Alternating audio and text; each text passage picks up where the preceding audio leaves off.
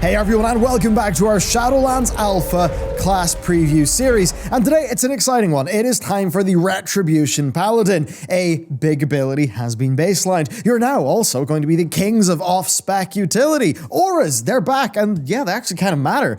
While Red has certainly not had anything near a revamp, they have had a lot of really good changes, right? Loads of baseline abilities, many of which were actually talents, freeing up more talent space. So yeah, there's actually a lot to get into today, and I think there's much reason for Ret Paladins to be pretty interested here, plus of course, a few quirks for us to cover. So with all that said, let's go. Ret Paladins at their core aren't hugely different, but they have got back a ton of old tools. Much like with the Druids, their group utility and off-spec potential is now rather significant, at least theoretically. Though in terms of core abilities, well, they do now have Consecration, Hammer of Wrath, yes, and Wake of Ashes baseline. Yes, baseline Wake of Ashes, that's pretty exciting.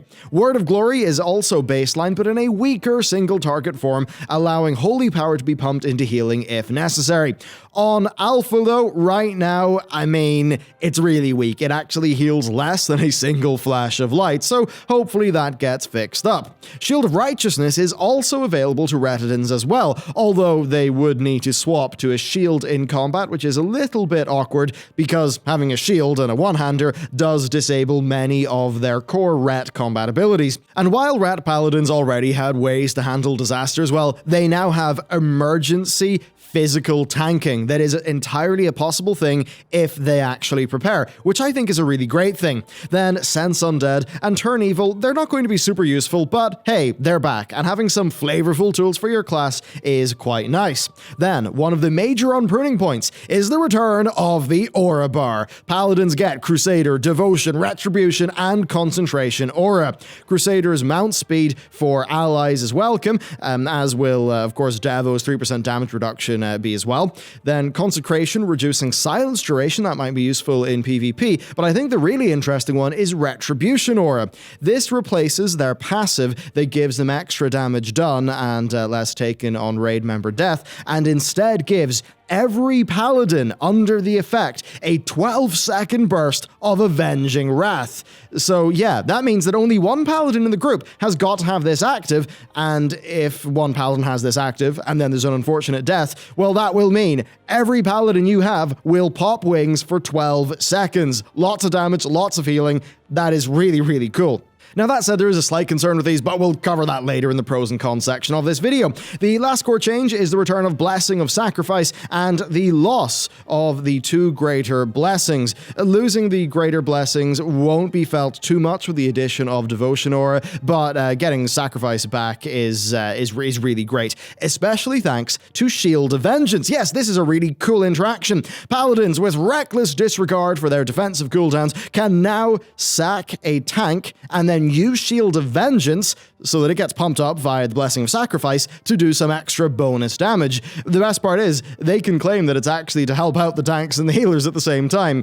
I mean, hey, it's not huge, but it is tiny optimizations like this that allow for fun and flavorful decision making when in a group environment. Okay, with that, let's get into the talents. So at their core, they got changed up plenty, although maybe not always in a satisfying way. Given that 4 of their baseline abilities used to be talents, I mean, that didn't necessitate change here as well. A Hammer of Wrath in the talent tree was replaced by Imperium Power, which is basically the Azerite trait that granted a free buff Divine Storm, just in and out triggers on your Crusader strike. The row that had Consecration and Wake of Ashes has of course now been changed entirely, housing Divine Purpose and 2 old favorites, Holy Avenger and Seraphim. Word of Glory was replaced with Healing Hands, which halves the cooldown of Lay on Hands when used on a target below 30%, and then in the last row, Divine Purpose's empty slot has now been filled by Sanctified Wrath, which is just the Azerite trait Light's Decree, extending wings by a few seconds and causing spenders to explode. These changes are kind of middling. The return of Holy Avenger will allow for some super powerful moments, especially with Crusade, and at its core, it's a really rhythmic cooldown that's very satisfying to use. Now, given how Holy Power can be used on Word of Glory and Shield of the Righteousness, it becomes a valuable cooldown as well in different situations, and having those options will actually feel pretty good. Now, I will say overall, you could say this is an issue, like, you could say this is good or bad, but I think some Ret Paladins will feel a bit overwhelmed with the choice, because there is a lot lot to choose from here, but also almost none of it changes like the very core of their spec, unlike with some other talent trees. Realistically, it's all just focused on different durations and frequencies of cooldowns. So yeah, I mean, they definitely have flavor and situational use, but nothing here really plays with the core of how players make decisions with the very basic like bread and butter of how the class actually plays. Now, given the other utility though, perhaps focusing on a core first come first serve rotation could be exactly what the Paladin players want. They certainly do, as we've covered here, have a lot of other options and extra bits of flourish they can apply to their gameplay. So that's a look at the core changes and the talents. But with that done, let's talk about the pros and the cons, starting with the pros. Alright, the good stuff. There are tons of options for Paladins. There are just so many ways to help out your group, and that is something that's long defined the Paladin class. And with this, it's only just got better. With Devotion Aura providing a tangible buff, at least one Paladin per group will be a huge help. At this point, bringing a diverse class roster to a dungeon or raid becomes a matter of choosing, well, what buffs and stuff do you want to bring? Paladins are strong in this regard with auras and the full range of blessings, as well as, yes, some off-healing and off-tanking potential. The Sack and Shield of Vengeance interaction, right, where you use your Blessing of Sacrifice to take on some damage from the tank and then use that to pump up your Shield of Vengeance. I mean, that's going to be really fun to play with every now and then. Then Holy Avenger, that's a fantastic ability, and Seraphim should feel, I think, good out in the world for like just regular access to a damage spike. Then Imperium Power and Divine Purpose being, I think, less valuable by comparison thanks to the changes in the talent trees. That could reduce how heavy the spec feels on procs, right? If just having the Divine Purpose, Imperium Power via the Azerite trait, Life of BFA felt too frustratingly random. But that said, if you do want that, patch 5.4 with the trinket style light show Paladin that just procs and madness, yeah, you can get that as well. So overall, I'd say here, Red isn't actually very different in the core of how it feels, right? I think it is reasonably satisfying now. But overall, I just think it's a situation where Rat wasn't in that bad of a spot. It was just maybe a little bit dull. And what's happened here is Blizzard have put on heaps of flavor, loads more options, and I think a lot of things that will just let Rat Paladin players feel like they can do more with their class. So with the pros covered, let's talk about the cons. This, like many other specs, feels like a case of, if it ain't broke, don't fix it, which in some ways you could say, yeah, is just not that exciting if you're moving into a new expansion with your class. It's largely the same at its core as it was in BFA, and it's just not a spec that's got a massive amount of going on with its complexity. There are specific problems that continue to exist, like, say, Inquisition being quite boring. A simple maintenance buff on a talent isn't very satisfying, right? I think it's just one of those things where, yeah, spending your holy power and not getting any real like direct damage, sometimes that just doesn't feel super satisfying. And then the other options in the row though, like buffing the long tail damage and wings, well, that's not really useful unless you're fighting a big mob. And just looking at some talents that other DPS have sometimes does make Ret feel a little bit more stale. There's no real decision making, right, on what to spend resources on for extra damage, nor how to build them.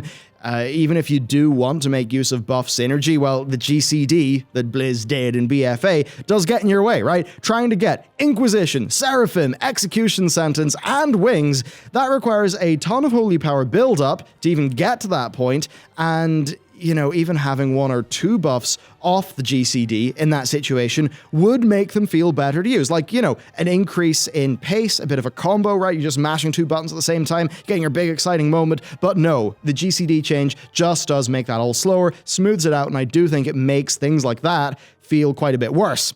There's, I think, just too much there in terms of maintenance and setup, especially with the GCD. It could, I think, ideally, like putting all those abilities together could feel this like explosive combination of powerful cooldowns. You set it up for a while and then it feels incredible when you use it. But right now it just does feel a little bit more drip fed than it really should. So yeah, there's that. Some more passives or maybe just some different talents I think could entirely clean up some of these issues, but it just seems like Blizzard are not willing to allow that many buffs to be off the global cooldown. So that's a little bit unfortunate. Then some of the bonus for correct usage of utility ability spells would be nice, right? Maybe codifying that Shield of Vengeance interaction with Blessing of Sacrifice by adding a talent that triples Shield's explosive damage, as an example. Maybe a talent that provides a bonus when switching auras, right? Something like a burst of damage based on how much Devotion has prevented, or a weak Stampeding Roar when switching to Crusader, right? If you have some sort of cooldown, but then have those be instants, I think it could be really enjoyable to use. Okay, it could be too strong, yes, but the sort of, the idea of maybe an entire party's next spell being castable while moving when switching to a concentration aura, maybe in a 1-minute cooldown, yeah, that could be kind of cool. I think auras are a cool mechanic, so why not double down on them? And while we're talking about auras, as they stand, they shouldn't be in the GCD. Being real with you here, wasting a GCD on swapping to Devo from Crusader while running around in the world just doesn't feel good. Being able to swap between, Retribution and Concentration at the right time while managing your regular GCDs through combat, that would be it would feel way better, and it would be I just think, so much better than sacrificing a GCD to make that swap, right? Because maybe you're in a situation where you think somebody is about to die, so you want to turn on Retribution Aura, but wait, no, it's on the GCD, so it doesn't feel that good, and maybe you'll miss it because it's on the GCD. I think just handling additions to the standard GCD could be a fun mental juggling act here, and, switching the auras. Yeah, I just think that's how it should be. I just think it makes sense. So Blizz, please, you asked for feedback on the global cooldown. That is what we're doing here. I really do implore you, please think a little bit more about that, because with the amount of unpruning, the amount of buttons that so many specs are getting back, it makes the BFA GCD changes actually feel worse in Shadowlands than they did in BFA. So I think that is a big worry. That's almost us for Paladins, but there is one more thing we've got to discuss, the very visible power creep. Here, Paladins got Hammer of Wrath baseline, and their talent slot was filled with an Azerite trait. Sanctified Wrath was a great Azerite trait, but having to choose it as a talent does feel a little bit rough. That kind of feels pretty bad, and that's exactly what people complained about with Wake of Ashes, with the Wake of Ashes row in Battle for Azeroth. I think finding cool things and then carrying them into the next expansion is fine, but then sticking them on a talent row sometimes feels like a bit of a kick in the teeth. But there's an element of power creep that could get out of hand here, and it just shows a fundamental problem with the borrowed power system that Blizzard has implemented in the past few expansions. Once you get something for an expansion and it's really cool, removing it is going to hurt. But then Blizzard have got to be really careful, because if they give it to you baseline, they've just done some power creep for your spec, and that can't go on forever. So there certainly is there's a way of doing this. There's a process, right? It's definitely hard to manage, and I understand why, just flicking it onto the talent tree does make a lot of sense, but at the same time, sometimes that can feel quite bad. I mean, yeah, like they either strip out extraneous stuff the players don't like, and then repeatedly hone in on the classes by adding and trimming delicately, or they can just do a hard reset precedent that brings us back to a similar core, and then just an all-new borrowed power system for that expansion. And certainly something where Blizzard have just got, a long road to figuring out, because it really... I don't envy them, right? I understand why so many of these problems have cropped up and the good reasons why they've tried to implement all of these systems, but yeah, sometimes it is just a little bit tricky to actually do right. And there you have it. That is the Retribution Paladin. Certainly an interesting situation for me. I mean, with Wake of Ashes and Hammer being baselined, it does feel like, yeah, the talents are playing a little bit less of an overall role, and you just have this overall a bit bigger feeling core spec than some of the other ones. So that's kind of interesting to me, especially when you combine it with that off-spec utility. Certainly, I think about my Windwalker monk, right, that used to be my main before I just, went lazy mode, went for the Demon Hunter. And in this situation, right, I wouldn't be able to play that off-tank, off-heal role with my Windwalker in the way that I would be able to with my Paladin. And certainly when I'm thinking about those classes, yeah, I do sort of think the Paladin, think, well, actually being able to do that does make it more exciting to me as somebody who has always played a Paladin-ish. I mean, okay, more in like Legion, MOP, and WoD, not more recently, not in BFA. But I've been familiar enough with the Paladins, but I've never really tried to main one. But I'd certainly feel a lot more okay with going with a Paladin now that I feel like I've got this broadness going on. So yeah, definitely a unique bit of utility, a unique bit of flavor that's a lot stronger, right? That hybrid feel. I think it's really healthy for like what the Paladin is, that it actually returns to having that more hybrid feel. So overall, yeah, I'm actually pretty happy with this. I think there are some Paladins that probably would have wanted more core changes to their spec, but I think what Blizzard have done generally here is in the right direction. For me, it's just, I really hope they sort of heed some of that GCD feedback. Anyway, let me know though, if you're a big Pala, what do you think about where this spec is going? Do let me know down below. Thank you very much for watching today's video, and with that, I will see you next time.